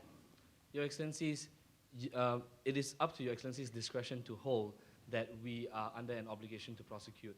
However, as this court has held in its Avena judgment, this court cannot direct the judicial organs of the revision state. At least we can't direct the U.S., I guess. Most certainly, but this agent will undertake to comply with Your Excellency's decision. But if you both were members of the ICC, if you failed to undertake reasonably prompt prosecution, you would not have fulfilled the shelter of complementarity, correct?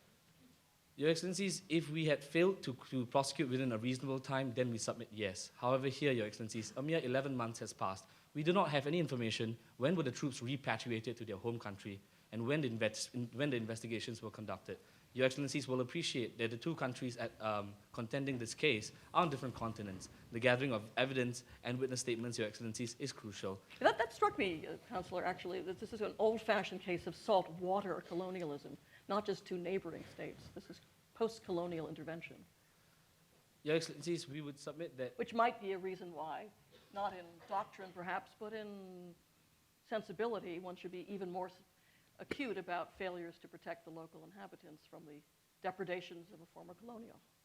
Yes, Your Excellencies, we do note your point. However, as highlighted by the Inter-American Court of Human Rights in the Velasquez-Rodriguez case, Your Excellencies, the mere act of the violation of the conduct in a private capacity does not entail a state's responsibility. But Velasquez-Rodriguez also says that failure to repress becomes a public act. Yes, Your Excellencies. In that case, the Honduran authorities did not take any steps at all in order to prevent the acts from occurring again.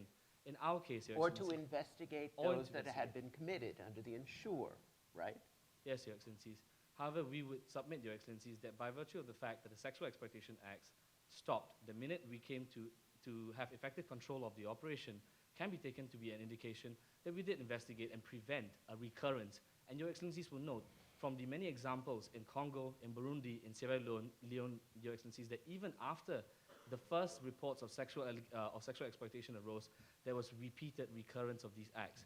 I just want to be clear in terms of your government's position here. Is it your position that all your human rights obligations, whether under the ICCPR, the CEDAW, or the Rights of the Child Convention, all of these apply in the territory of Alicanto, or are there differences among those treaties? Your Excellencies, we would submit that with regards to, as this court has held in the Palestinian Wall Advisory Opinion, where a state exercises its jurisdiction over individuals outside of its territory, the ICCPR and the Convention on the Rights of the Child apply, as held in paragraphs 111 and 113 of this court's judgment. Further to that, Your Excellencies, General Command... Judgment? Sorry, Your Excellencies? This court's judgment? I beg your pardon, Your Excellencies, advisory opinion. Your Excellencies, by virtue of that, we would submit that we did comply with our human rights But not obligations. CEDAW. Sorry? CEDAW does not apply? Your Excellencies, CEDAW does not have a jurisdictional clause, and hence we would also contend, Your Excellencies, that it does apply extraterritorially. Is there recent case law by this court, according to which the fact that you don't have, let's say, a jurisdictional clause in a human rights treaty cannot be seen as excluding such a clause in treaties which don't, well, okay, I start again, it's a bit complicated. Is there a recent judgment of the court, a decision of the court, relating to a human rights treaty which does not have anything on comparable to the references to the jurisdictional scope, where the court says we just read it as in the same way as we did in the Wall opinion, as extending beyond borders? Is there something relatively very recent? Your Excellencies, this agent is not aware of any recent case which deals with this matter. However, Your Excellencies, we would hold that since... I'm referring to the order of the court in the case of Georgia versus Russia of October, I think, 15. And I'm sure you have read that case where the matter was whether third can be read as having, let's say, as applying beyond borders. Well, Your Excellencies, in this situation, from what I recall, it was held that it could apply beyond borders, Your Excellencies. And even if this agent is wrong in his reading of this court's judgment, we would submit that by virtue of paragraph 53 of this compromise, which states that the CEDAW is a treaty to which both Alicanto and Rhodesia are parties to, they apply in their interrelations, Your Excellencies. And this brings me to my point on the radio broadcast and its legality. We would submit, Your Excellencies, that contrary to what the applicants have submitted, the radio broadcast did not fall outside the mandate of Resolution 5440. This is because the mandate provides, in operative paragraph 4, for UNMORPH to employ all necessary means. But that doesn't help you during your period of unilateral presence, correct? Yes, Your Excellencies. And if Your Excellencies are satisfied that Resolution 5440 validates the radio broadcast under UNMORPH, I shall proceed under OPS, Your Excellencies. We would submit that in a post-conflict situation, as has been referred to by our learned friends, I beg your pardon, Secretary General Brutus Gali has actually commented in paragraph 55 in his An Agenda for Peace that peace building is just as important as peacekeeping, Your Excellencies. Well, this is very interesting because some would read the facts in this case to suggest that your radio broadcast actually may have precipitated some of the ethnic conflict in the territory. What do you say to that? That is, maybe these are not quite as innocent as they appear, and maybe they look a little bit like the ones in Rwanda at a particular sad moment in time. Your Excellencies, we would contend that for the content to amount to an intervention, to amount to hate speech or limitation under Article 19 of the ICCPR, Your Excellencies, General Command number 19 of the Human Rights Committee holds that it must incite racial violence or hatred. In our situation, Your Excellencies, I believe Your Excellencies are referring to paragraphs 26 onwards. In these situations, every attempt by the Alicantan state to discriminate against the Dasu population has been met with violence. Your Excellencies, in March 2008, when they passed an ordinance requiring married women to register their properties in their husbands' names, riots broke out in the Malata province, which the Alicantan state said was attributed to New Year's Eve celebrations. Second, Your Excellencies, on 15th of August, when they implemented Talonic law, this revoked hundreds of Dasu women's property titles and granted them to the Zavabi population. This, Your Excellencies, resulted in paragraph 45, where skirmishes These broke are out. quite credible violations of treaty obligations. Yes, Your Excellencies. Why is it that you, as sort of the Mother Teresa, is going around enforcing those treaty obligations? Those treaty obligations have discrete places to go to, and you're welcome to try to instigate those procedures. I fail to see what those have to do unless you're talking about some notion of material breach that you are now responding to. Is this that kind of argument, that because they breached this human rights treaty, you can too? Your Excellencies, we submit that we are not mounting a countermeasure to Alicanto's breach of the human rights treaties. We would submit that the radio broadcast was part of our humanitarian assistance that we were providing for. These radio programs, Your Excellencies, are not an anomaly. As you would see in 1992 and 1993, Radio Untact, although it was started up for providing information for the right to vote, Your Excellencies, also highlighted the discrimination against the Vietnamese population. In Congo, Your Excellencies, Radio Okapi was used to establish common grounds between the two ethnically diverse villages, Your Excellencies, in order to allow for a post-conflict peace situation. Here, Your Excellencies, we would submit that the radio broadcast did immediately that, since, Your Excellencies, the point that divides both the Dasu and the Zwabi is the interpretation of the Talmudic faith. And every single attempt, 3 attempts, Your Excellencies, in the compromise by the Alicantan government to restrict the women's rights have been met with violence and skirmishes. But let me put a question that's really quite in play in the United Nations community at the moment, which is that Article 20 prohibits any advocacy of religious hatred. So in privileging your interpretation of the appropriate religious law to be applied in Alicante, isn't it implicit that you are deriding the view of the role of women, the God-given role of women that's taken by the actual sovereign of that country? Your Excellencies, It's a form of religious hatred or religious derision, is it not?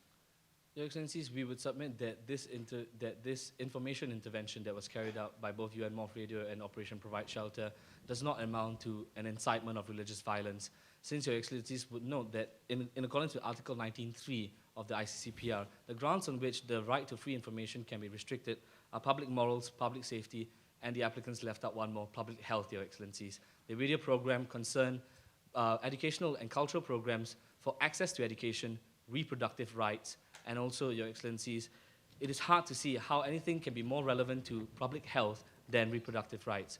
It is our submission, Your Excellencies, that we upheld the International Covenant on Civil and Political Rights in ensuring these rights of Alicantans. Your Excellencies, if I may now turn... Are you arguing that the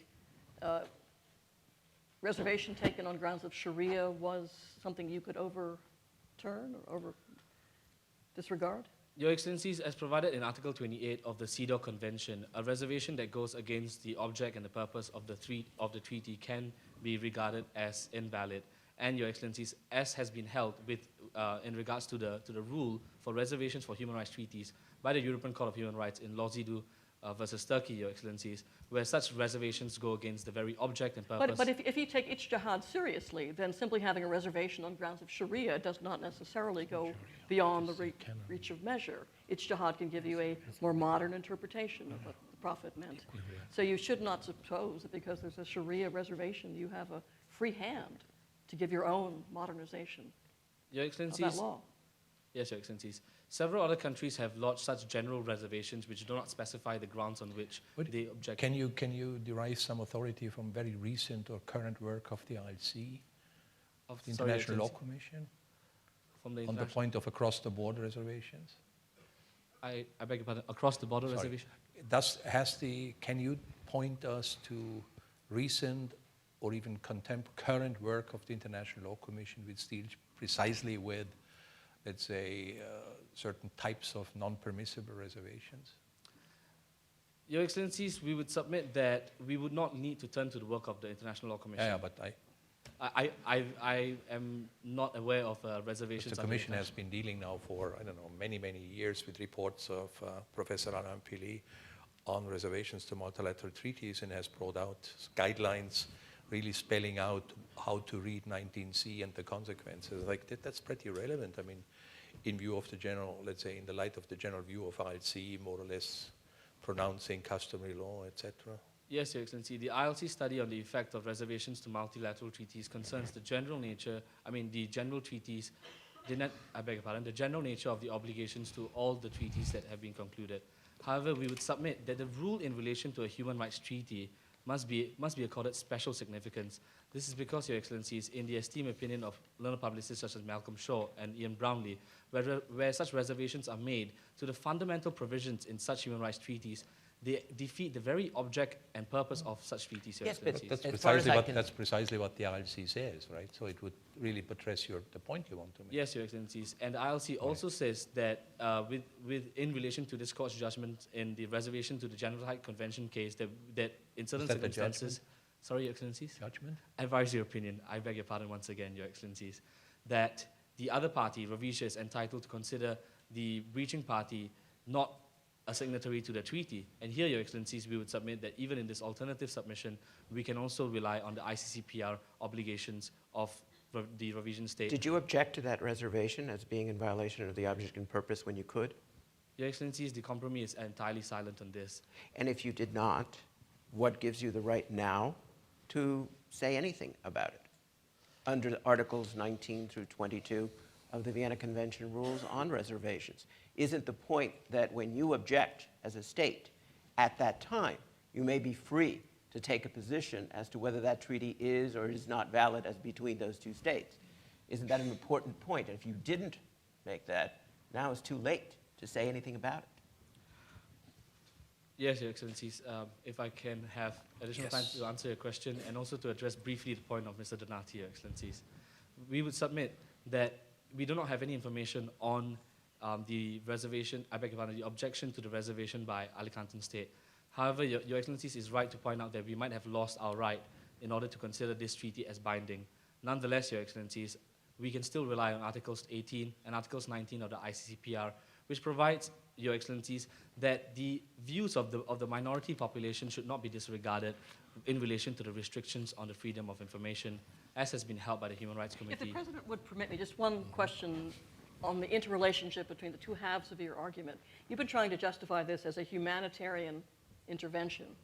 And I take it it's your claim that any radio broadcast that you need to bring women up to the modern standard of rights and entitlements is part and parcel of that humanitarian intervention. I can think of a lot of countries where that kind of claim could be made.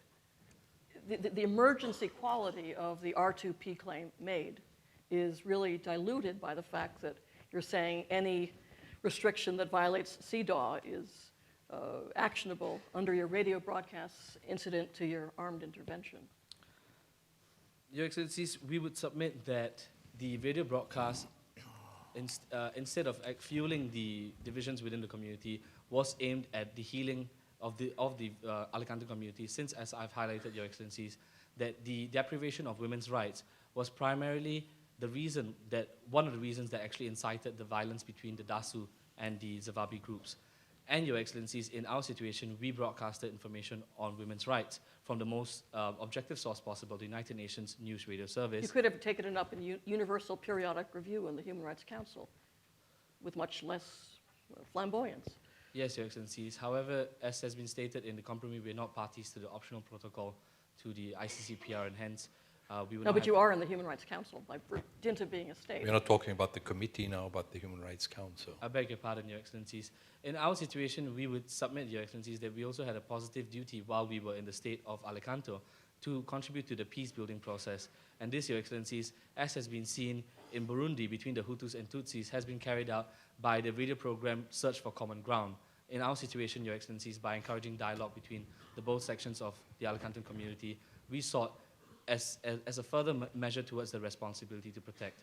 With regards to Picado Donati, if I can have leave to just have about 1 minute to sum up my pleadings, Your Excellencies. I think we are already over time. Yes, Your Excellencies. Okay. Okay, sum up. Your Excellencies, the fundamental breach is that of Article 6.2 of the ICCPR, which provides that the death penalty cannot be imposed retrospectively. By virtue of Article 4.2 of the ICCPR, this is a non-derogable right, as has been held by the Human Rights Committee in Kelly versus Jamaica, where such fundamental violations have occurred, the death penalty becomes invalid, and as a result of this, Your Excellencies, the Rhodesian state is Let's under be clear. If Alicanto says we won't apply the death penalty. Just give us Donati. That's okay? Your Excellencies, if Alicanto provides assurances that they will not execute him, we will be willing to hand him over. However, this is not the pleading of the Alicantan state. They plead, Your Excellencies, that we hand him over so that his lawful sentence can be carried out. Take note, Your Excellencies, that in Alicanto they have also enacted a law that provides that a death sentence can be carried out 12 years after it has been passed, and also all the appeals process has been exhausted by the public defender. In Kelly versus Jamaica, Your Excellencies, this was held to be the crucial criteria in order to determine whether the death penalty would be invalid. And hence, Your Excellencies, we would submit that we are under no international obligation to hand him over. Okay, thank you very much. Thank you for your time, Your Excellencies. So I call on...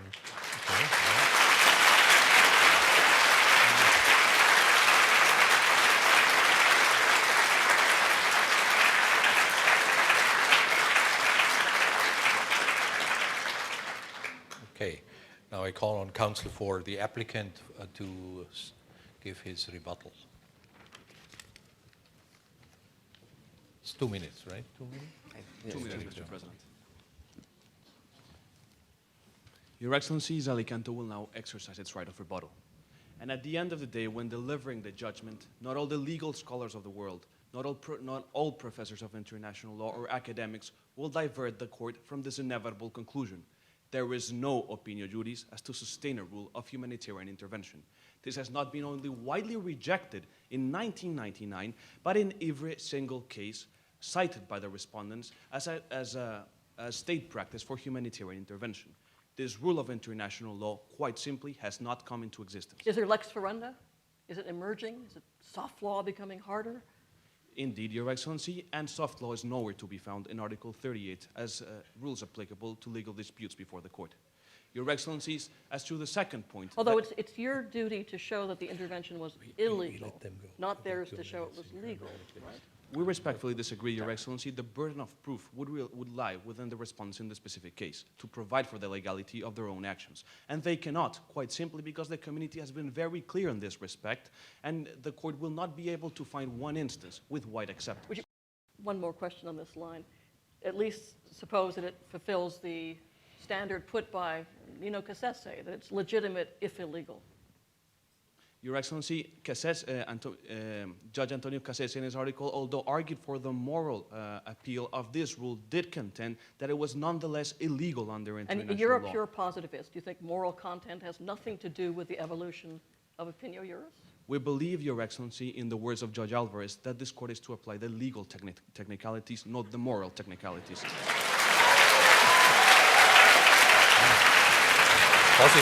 Positivism, triumphant.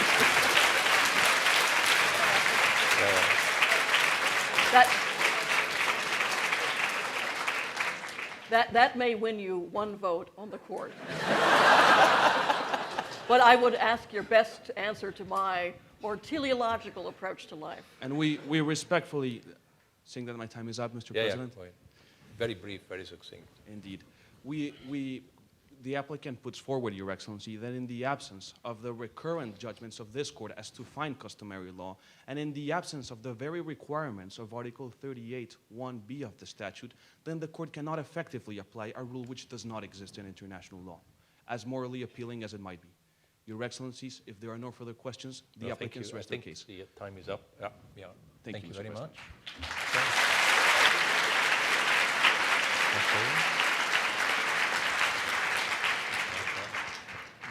Ms. Lee, counter rebuttal. Mr. President, Your Excellencies, I shall be exercising the right of rebuttal on behalf of the respondent. Your Excellencies, in relation to the applicant's allegation that there is insufficient opinio juris, it is submitted that the international community has moved on since 1999.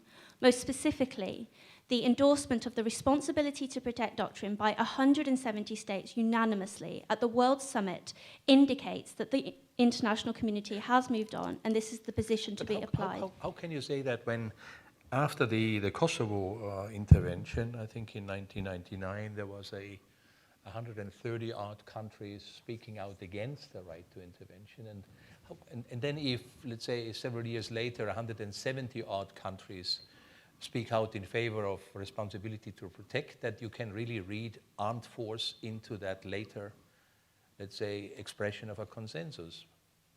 Because my interpretation would be, if you had about 80% of states in 1999 coming out very clearly against, then I think you would have a problem in saying that in 2005 or so, they had quietly accepted it in the meantime.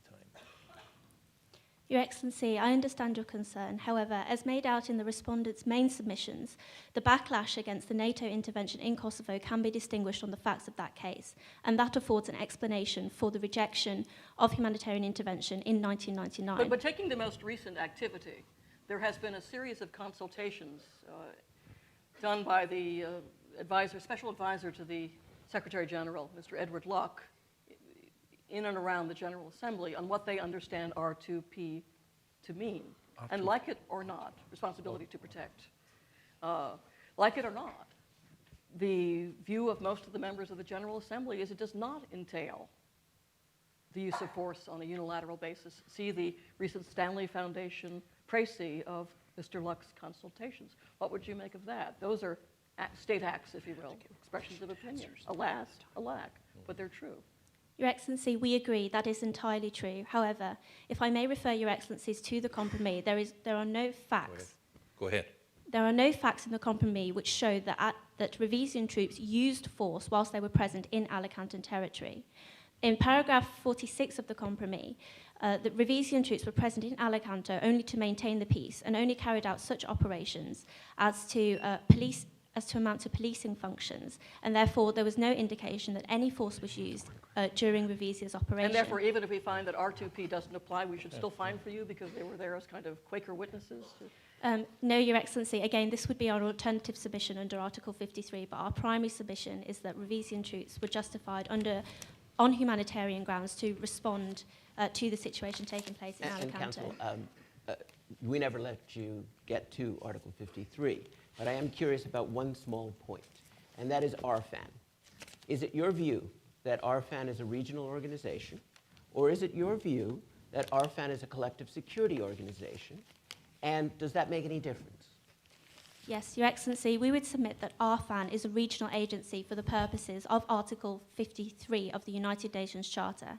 And since Revisia acted with the endorsement of the ARFAN regional arrangement, that permits Revisia to intervene in Alicanto and is therefore justified. But this is my problem, and I don't understand why you did not make the argument that it is actually a collective security organization like NATO, in which case Article 53 would not necessarily stand in your way.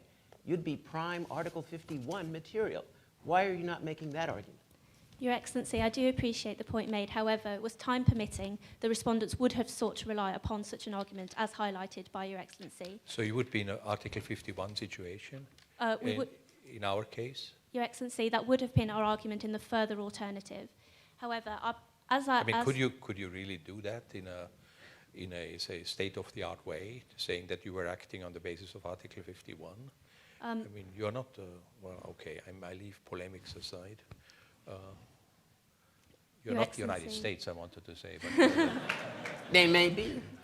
Well, they may be, but not you are not the U.S. according to. But what you're really making is an old-fashioned Tom Ferrer claim that there could be a treaty in which countries would agree to forcible intervention in any one of their members to restore democracy, to restore the state of the legitimate government, right? This is it's a treaty-based waiver of sovereignty. Is that correct? Yes, Your Excellency. But then you'd want to have very explicit language in the Yes. regional framework to make that claim. Of course, Your Excellency. Do you have that language?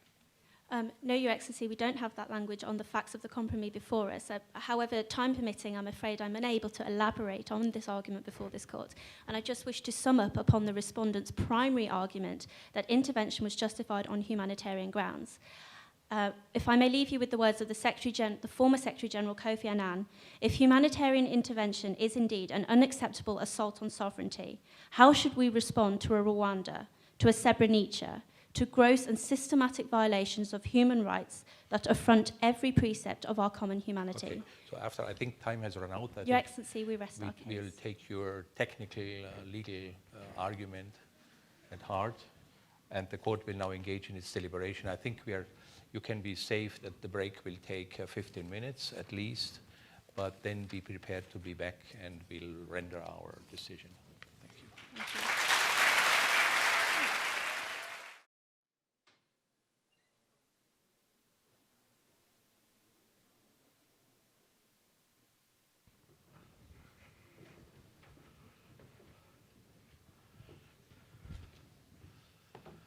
Please be seated. The winner is the applicant.